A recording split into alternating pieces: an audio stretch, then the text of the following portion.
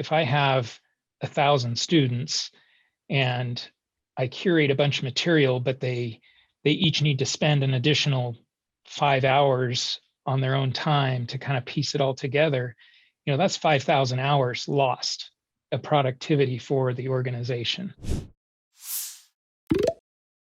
When it comes to this type of internal learning, are there any pitfalls? Are there any drawbacks?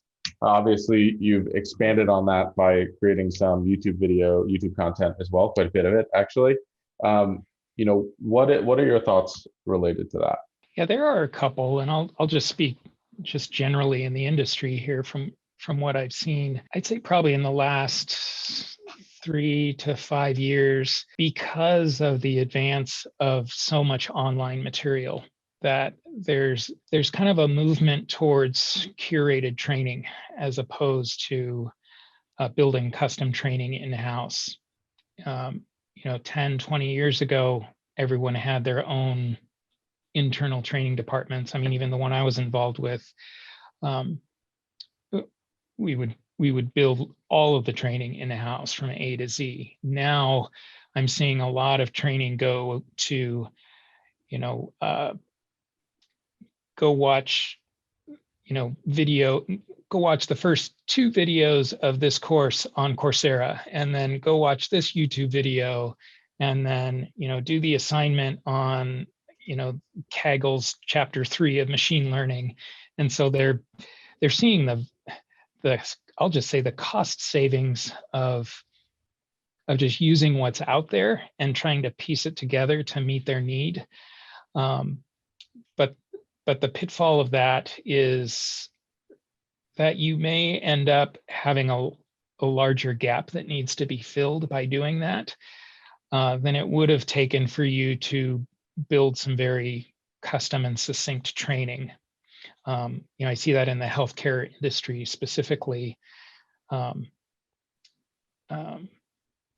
you can just kind of, you can do the math. If I have 1,000 students and I curate a bunch of material, but they each need to spend an additional 5 hours on their own time to kind of piece it all together, that's 5,000 hours lost of productivity for the organization.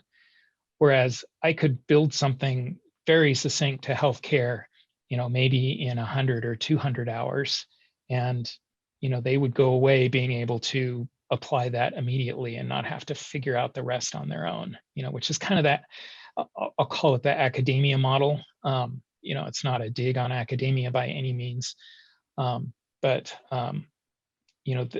that model is more, you spend 1 hour in the classroom and you spend X hours in the library figuring it out afterwards, versus the commercial model and in the professional world, I'll call it.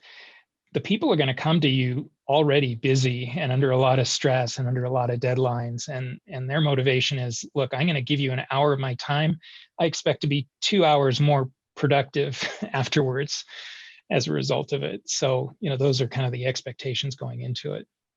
Yeah, well, you said you weren't taking a dig at traditional education, but I personally have quite an issue with, I think, the academic approach these days.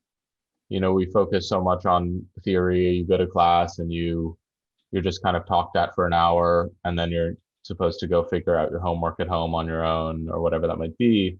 There's been quite a few studies where if me watching a lecture on my own time is just as effective as being there in the classroom.